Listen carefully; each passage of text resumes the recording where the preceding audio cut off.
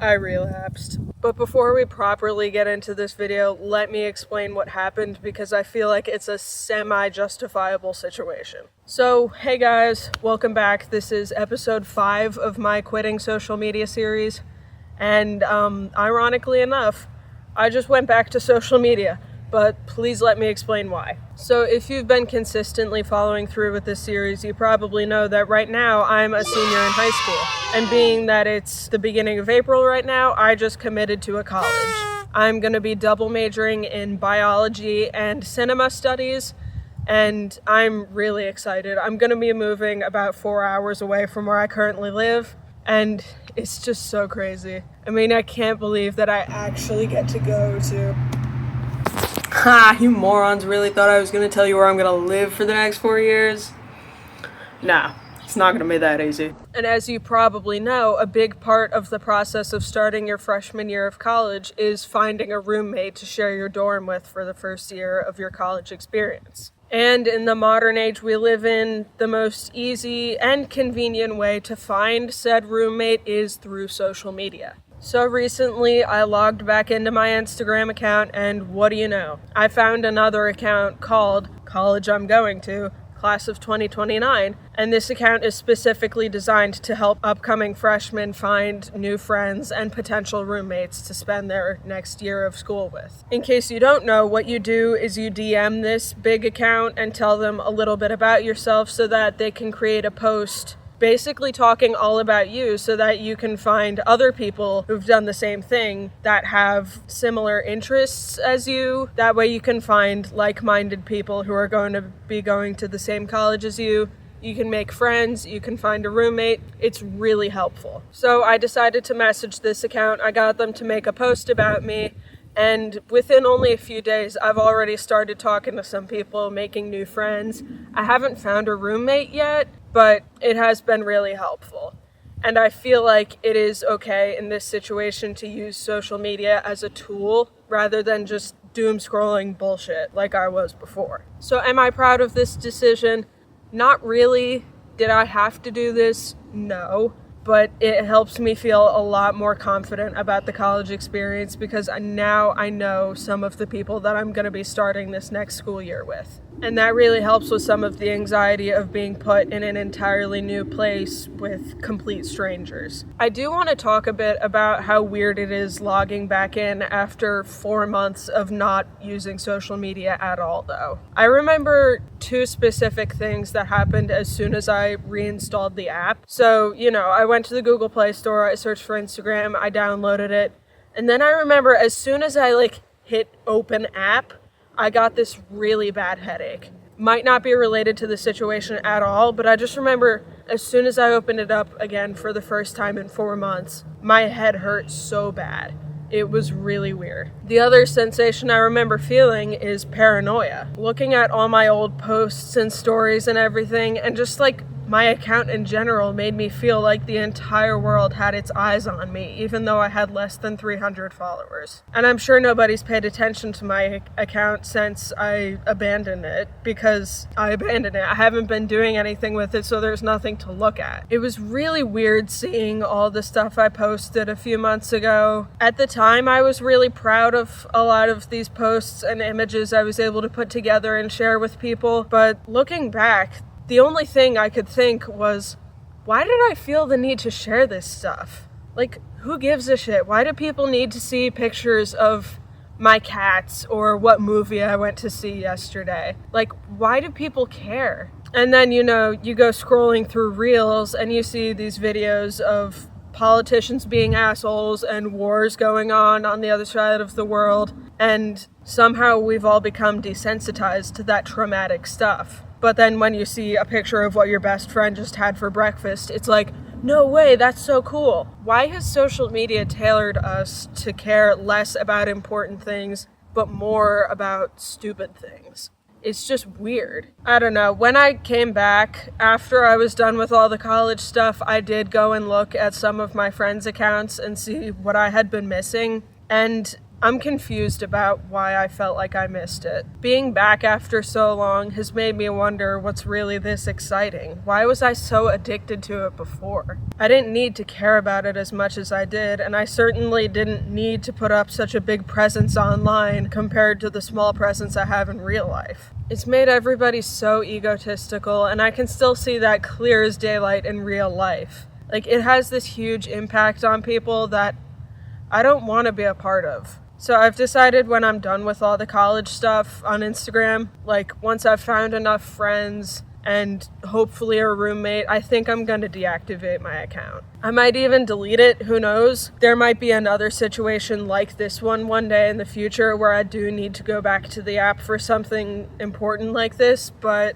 I really feel like I just don't want to be associated with this anymore. It's a big waste of time, and I don't want to say it ruins people, but it definitely changes us, and not for the better. Like, there was this one thing I heard about. I wasn't there to witness it, but I remember towards the end of February, I think it was, there was like this strike going on at Meta. I wasn't there to see this. I don't know how true it is, but I saw a lot of videos online and people talking about it in real life too, where for some reason, instead of the normal things you would get videos of, Instagram Reels was only showing people videos of like people getting killed and war and stuff like that. I remember seeing like a screen recording of this one really popular reel that was going around. That was a video of an elephant fucking falling on a guy and crushing him to death. Like, why is that getting shown to people? I just don't get it. And I think this phenomenon ended after a day or two, but it really traumatized a lot of people. Like, I don't see the correlation between a strike at Meta and Reels only showing people sensitive videos, but it happened. It didn't last very long, but, you know, people are sensitive. Whether you like to admit it or not, people are sensitive, and we shouldn't be getting shown videos of elephants falling on people. Like, that's just absurd. And honestly, I remember thinking at the time, wow, I'm really glad I wasn't here to be a part of this. It's just so dumb. It's hurting people more than it's doing good. And I know there are like these big influencers out here who have made a career off of social media.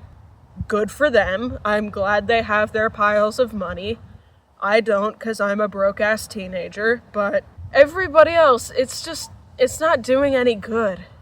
It's really not. And I'm embarrassed by the fact that I have to rely on it for finding potential friends in college. But yeah, I think as soon as I feel satisfied with the amount of people I've connected with, I'm just gonna delete it again. Actually, I've deleted the app off of my phone. Another bit of transparency with you guys.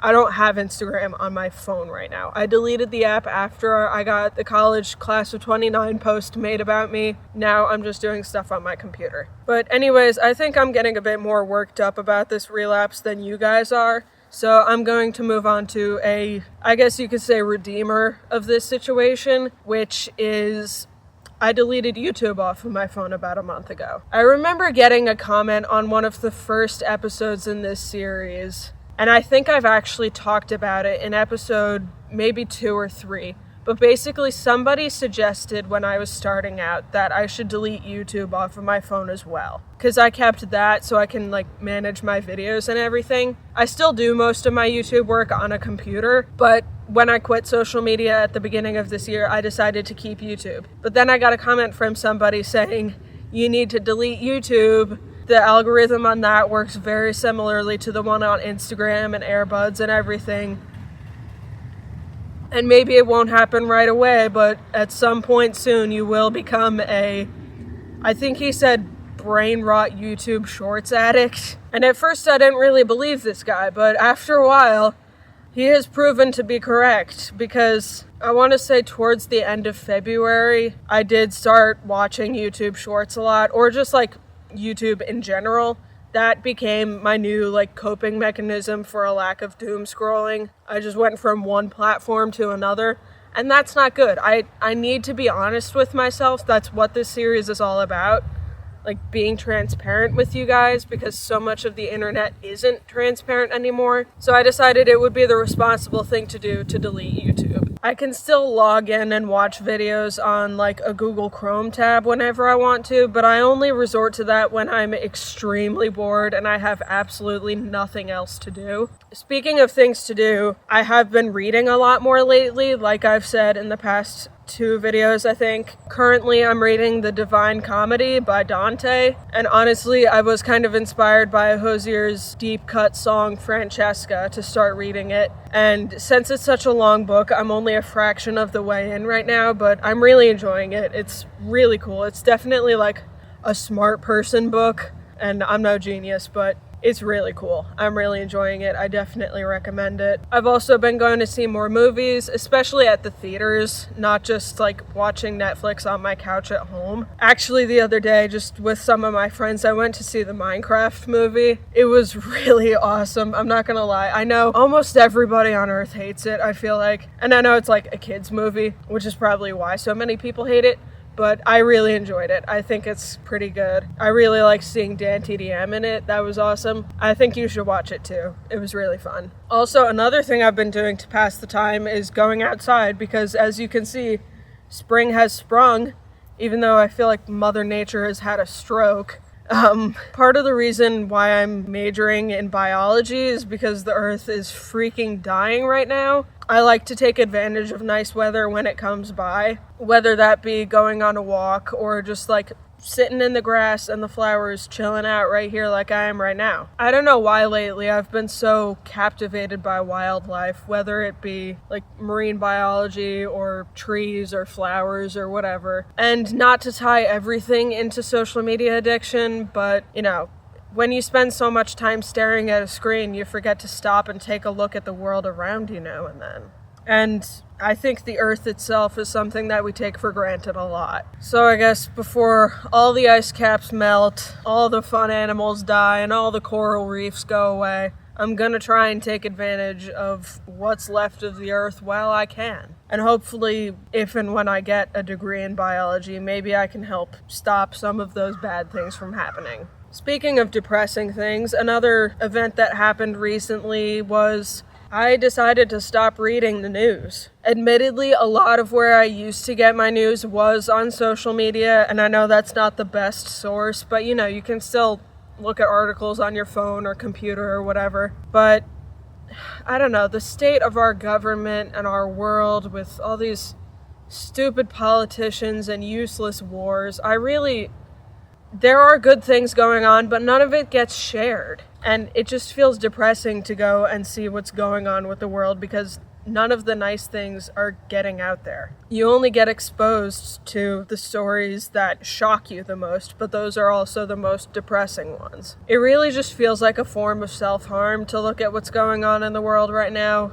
and I'm not even hinting at anything specific when I say that. So all you history and economics nerds out there, I would love for you to try and prove me wrong in the comments. And I know I sound confrontational when I'm saying that, but I'm really not, because I do have like a gut feeling here that no, you should be reading the news, it's important to keep in touch, blah, blah, blah. But it just feels dangerous for my already sensitive mental health to look at what's going on in the world right now. So personally, I like to separate myself from it. I don't get why as humans we can't just take care of each other anymore.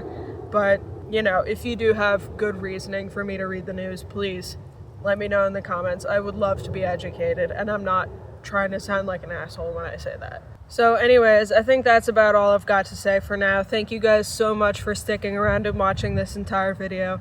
I know it was like formatted a bit differently than most of the other videos in this series tend to flow, but you know, relapsing was kind of a big deal. And I wanted to be honest with you guys about it, so thank you for sticking around regardless. I really feel like this series is important. I've seen not only in the comments of these videos, but also from friends and family in real life that I have actually inspired other people out there to quit social media solely just by talking at a camera, which is so insane. And I know I don't have a huge following on here, but it's really cool to think about how just stupid 17-year-old me is making a difference in the world, no matter how small it may be. So thank you so much for watching. Subscribe, hit the bell, stay tuned with this series. Thank you so much, and I'll see you all soon. Bye-bye. I know some people who know people.